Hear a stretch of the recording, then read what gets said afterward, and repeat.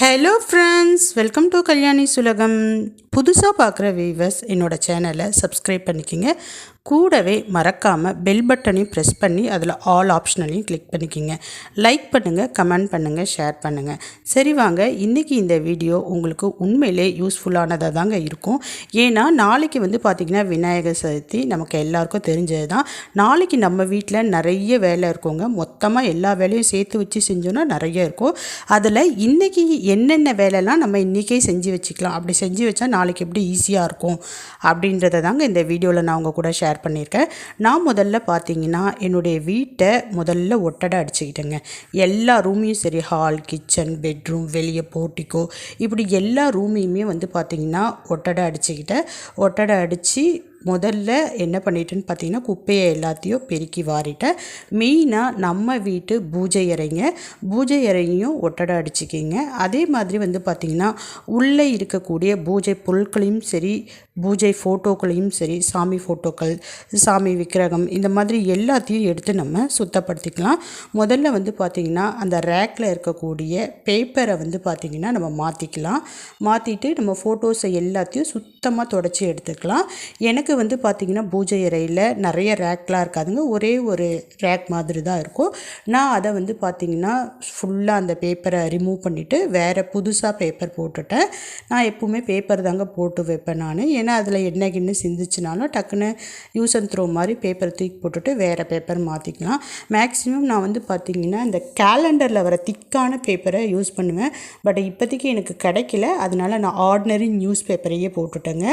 இப்படி பார்த்திங்கன்னா இது ஒன்றும் பெருசாக வேலையெல்லாம் நமக்கு வாங்காது. நம்ம வாரம் வெள்ளிக்கிழமை மாற்றுறப்ப கூட இந்த பேப்பரை மாற்றிக்கலாம். நான் அப்படி தான் மாற்றிப்பேன். இப்போ விநாயகர் சக்தின்றதுனால ஸ்பெஷலாக மாற்றிக்கிறேங்க. இப்படி மாற்றிட்டேன். அதே மாதிரி ஃபோட்டோஸையும் பார்த்திங்கன்னா ஒரு காட்டன் துணி வச்சு எல்லாத்தையும் சுத்தமாக தொடச்சி எடுத்துக்கிறேன். நீங்களும் முடிஞ்ச அளவுக்கு இந்த மாதிரி தொடச்சி எடுத்துக்கோங்க.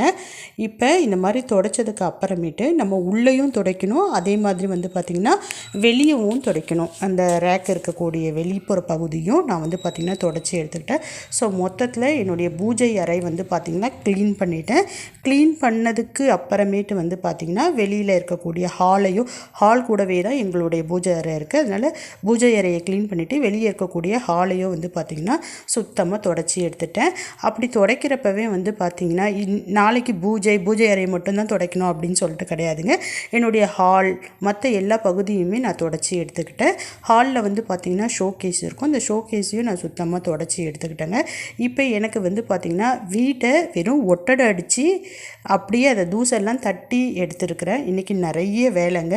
இப்படி நம்ம ஒன்று ஒன்றா க்ளீன் பண்ணி எடுத்துக்கலாம். எல்லா ரூமுமே க்ளீன் பண்ணிக்கோங்க. பூஜை அறையை மட்டும்தான் க்ளீன் பண்ணணும் இல்லை, பெட்ரூம், ஹால், கிச்சன், இந்த மாதிரி எல்லா ரூமையும் முடிஞ்ச அளவுக்கு இந்த மாதிரி நல்ல நாட்களில் நம்ம க்ளீன் பண்ணி வச்சுக்கிட்டா பார்க்குறதுக்கு எப்பவுமே நீட்டாக இருக்கும், எப்பவுமே க்ளீனாக இருக்கும். நான் இப்போ பாருங்கள் பூஜை அறையில் பேப்பரை மாற்றிட்டு அடுத்தது நான் ஏற்கனவே சொன்ன மாதிரி ஷோகேஸையும் க்ளீன் பண்ணி எடுத்துட்டேன். இப்போ நம்ம அடுத்ததாக என்ன பண்ண போகிறோம் அப்படின்னு சொல்லிட்டு பார்த்திங்கன்னா வீட்டை ஒட்டடை அடித்ததுக்கு பிறகு தூசு கண்டிப்பாக தரையில் விழுந்திருக்கும். அதனால் சுத்தமாக பெருக்கி எடுத்துக்கிட்டேங்க. எல்லா ரூம்லேயும் இருக்கக்கூடிய குப்பைகளை மொத்தமாக அப்படியே பெருக்கி எடுத்துகிட்டு வந்து மொத்தமாக என்ன பண்ணிக்கிட்டேன் அப்படின்னு சொல்லிட்டு பார்த்திங்கன்னா எல்லா குப்பையும் பார்த்திங்கன்னா வாரி எடுத்துட்டேன். கண்டிப்பாக நம்ம பெருக்கிறப்ப பார்த்திங்கன்னா அந்த தூசு தும்பு, அடுத்தது பார்த்திங்கன்னா முடி, பொம்பளை பசங்க இருக்கிற வீட்டில் கண்டிப்பாக முடி இருக்கும்.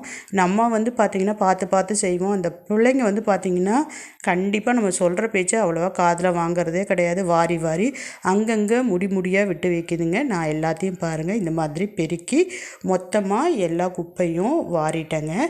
இப்போ இந்த மாதிரி குப்பையெல்லாம் நம்ம வாரிக்கிட்டு அதுக்கப்புறமேட்டு பார்த்திங்கன்னா நம்ம வீடு துடைக்க போகிறோம். இப்போ வீடு துடைக்கிறதுக்கு முன்னாடி நான் என்ன பண்ணேன்னு பார்த்திங்கன்னா பூஜை பாத்திரத்தை எல்லாத்தையும் எடுத்துகிட்டு போயிட்டு எல்லாத்தையும் நல்லா தேய்ச்சிட்டேன். நான் ஏற்கனவே சொன்ன மாதிரி பூஜை பாத்திரத்தை நம்ம எப்படி வேணாலும் தேய்ச்சிக்கலாங்க. தேய்ச்சி முடிச்சுட்டு கடைசியாக காய வச்சு எடுத்து அதில் நம்ம விபூதி வச்சு தேய்ச்சோன்னா நல்லா பளபளன்னு ஆகிடும். அதனால் நான் தேய்க்கிறப்ப எப்பவுமே சிரமப்பட மாட்டாங்க. லைட்டாக புளியோ இல்லாட்டி லெமனோ எது இருக்கோ அதை அப்ளை பண்ணிவிட்டு அதுக்கப்புறமேட்டு நான் சபீனா வச்சு லைட்டாக தேய்ச்சி நிழலில் காய வச்சு எடுத்துருவேன். இப்போ நான் வந்து பார்த்திங்கன்னா தேய்ச்சிட்டேன். அடுத்ததாக தேய்ச்ச கையோடவே என்னுடைய கிச்சனையும் நான் வந்து பார்த்திங்கன்னா க்ளீன் பண்ணிட்டேன். நல்லா நார் வச்சு லிக்விட் வச்சு ஃபுல்லாக வந்து தேய்ச்சி அதையும் தொடச்சி எடுத்துட்டேன். பாருங்கள், இப்போ கிச்சன் வந்து பார்த்திங்கன்னா க்ளீன் ஆகிடுச்சு. நமக்கு கிச்சன் வந்து நீட்டாக இருந்தாலுமே போதுங்க, சூப்பராக இருக்கும். இப்போ வந்து கிச்சன் வேலையில் அந்த கிச்சன் மேடை ஃபுல்லுமே வந்து பார்த்திங்கன்னா க்ளீன் ஆகிடுச்சு. எனக்கு வந்து பார்த்திங்கன்னா பாதி வேலை முடிஞ்ச ஒரு சாட்டிஸ்ஃபைடு ஆகிடுச்சுங்க. பாருங்கள், என்னுடைய கிச்சன் வந்து இப்போ ரெடி ஆகிடுச்சு. இப்போ நம்ம நெக்ஸ்ட்டு என்ன பண்ண போகிறோம் அப்படின்றது தான் கேள்வி இல்லைங்களா. நெக்ஸ்ட்டு வந்து பார்த்திங்கன்னா இப்போ துடைக்க போகிறோம். வீட்டை வந்து பார்த்திங்கன்னா துடைச்சிட்ருக்கேன். பாருங்கள், மாப்பு போட்டுட்ருக்கேன். இதுக்கு முன்னாடி ஒரு விஷயம், நான் காலையில் எந்திரிச்ச உடனே நான் துணியை துவைச்சி போட்டேங்க. பெட்ஷீட் நார்மலாக நம்ம டெய்லி துவைக்கிற துணி இல்லாமல் இந்த மாதிரி நல்ல நாட்களில் பெட்ஷீட்டு, தலகாணி உரை, இது எல்லாத்தையும் கால் மிதியடி இது எல்லாத்தையுமே வந்து பார்த்திங்கன்னா அலசி போட்டுருவேன். நான் காலையிலே அலசி போட்டுட்டு அதை வீடியோ எடுக்கலை நான். இப்போ வீடு வந்து பார்த்திங்கன்னா துடைச்சிட்டு இருக்கேன். வீடு துடைக்கிற வேலை முடிஞ்சிருச்சு. அடுத்ததாக வந்து பார்த்திங்கன்னா எங்கள் வீட்டு போர்ட்டிக்கோவை வந்து பார்த்திங்கன்னா நல்லா கழுவி தள்ளிடுவேன். முடிஞ்ச அளவுக்கு நான் வந்து பார்த்திங்கன்னா கழுவுறதுக்கு தாங்க நான் வந்து ட்ரை பண்ணுவேன். பட் உள்ளே வந்து பார்த்திங்கன்னா அந்த அளவுக்கு எல்லாத்தையும் கழுவி தள்ளுறது அப்படிங்கிறது சாத்தியம் இல்லை.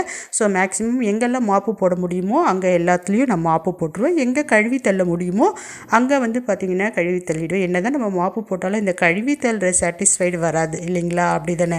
ஆமாவா இல்லையா அப்படிங்கிறத கமெண்ட் செக்ஷனில் கமெண்ட் பண்ணுங்கள். இப்போ நான் வெளியில் நல்லா அலங்கமாற தண்ணி விட்டு சூப்பராக கழுவி தள்ளிட்டேங்க. இன்றைக்கி வந்து பார்த்திங்கன்னா நான் சாதாரண ஃப்ளோர் கிளீனர் யூஸ் பண்ணி தாங்க நான் க்ளீன் பண்ணுறேன். ஒரு வாரம் ஃப்ளோர் கிளீனர் யூஸ் பண்ணேன்னா ஒரு வாரம் நேச்சுரலாக வேப்பிலை, கற்பூரம் அந்த மாதிரி போட்டு க்ளீன் பண்ணுவேன். இன்றைக்கி எனக்கு டைம் இல்லை அப்படின்றதுனால நான் ஃப்ளோர் கிளீனரையே போட்டு நல்லா கழுவி தேய்ச்சி கழுவி விட்டுக்கிட்டே இருக்கேன். பாருங்கள் நல்லா. இப்போ வெளியில் போர்ட்டிக்கோவும் சுத்தமாகிடுச்சு. இப்படி நான் உள்ளே வெளியே இப்படி எல்லா இடத்தையும் வந்து பார்த்திங்கன்னா நான் கழுவி தள்ளிக்கிட்டேன்.